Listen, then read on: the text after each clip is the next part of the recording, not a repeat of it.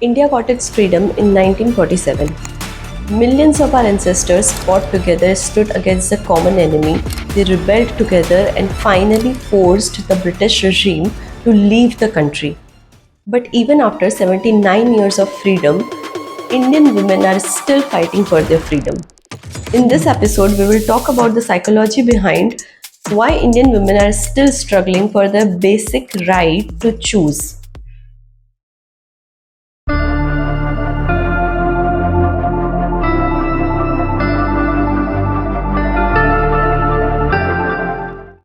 Freedom isn't same for everyone.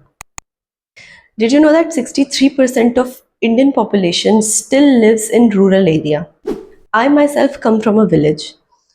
I have seen it with my own eyes that women are still fighting for the basic rights to choose whether it is about what to wear, whether they want to study further or not, whether they want to work in a different city.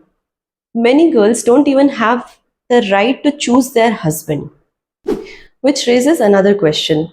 If our constitution gives us equal rights, why doesn't every woman experience equal freedom? Because political freedom and psychological freedom are not the same thing. A country can become independent overnight, but the way people think, the belief they inherit, the traditions they follow can continue for generations. Many psychologists describe this as a difference between external freedom and internal conditioning. In external freedom, you can change the political parties, you can change the government, you can gain the independence. In internal conditioning, it's about changing the mindsets. If people don't always agree with every tradition, why is it that they continue following them? According to a survey in 2018, 93% of couples said that their marriage was arranged by their families. It doesn't mean that arranged marriages are inherently wrong or right, but it shows us how powerful internal conditioning can be. Because after watching the same pattern for years, generation after generation, we stop asking, is this something truly I want? Instead, we accept and we normalize that isn't this how life's supposed to be? In behavioral psychology, there is a concept where they have highlighted that repeated experiences shapes our perception of what feels normal. And when something feels normal, we barely question it. The strongest beliefs aren't always the one we are taught. They are the ones that we never realize that we are allowed to question. The next thing to understand is, why do women stay silent? Let's talk about something we rarely question. In many Indian families, the final decision still belongs to the male in the house, whether it is father, grandfather, husband, or sometimes even a boyfriend. Many girls grow up in families where the basic decisions, like their education, their career, their marriage, are often influenced by someone else's approval. Which raises another question.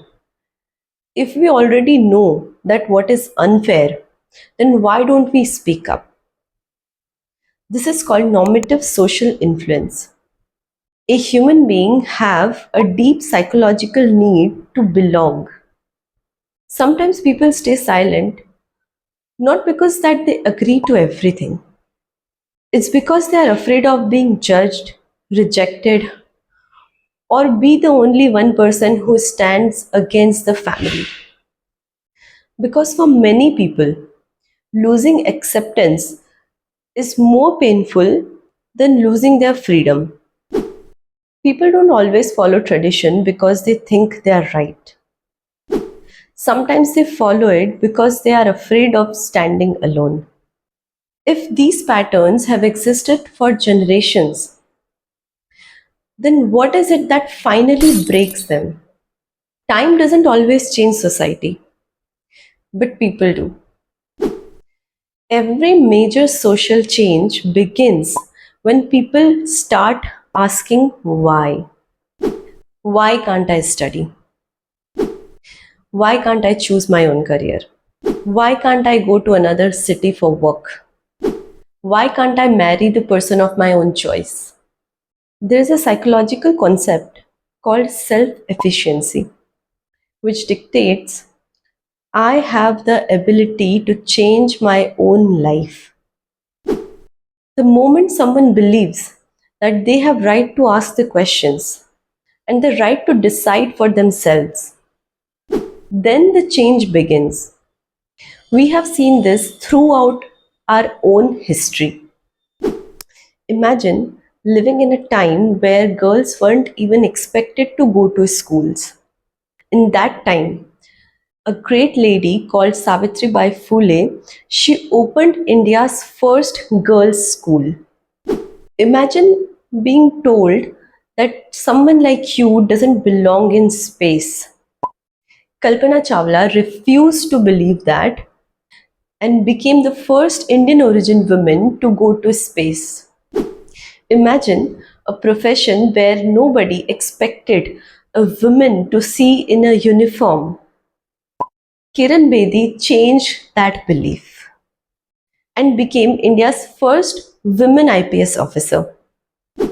None of these women changed the society overnight, but every one of them challenged the old belief system that society have been accepting for generations.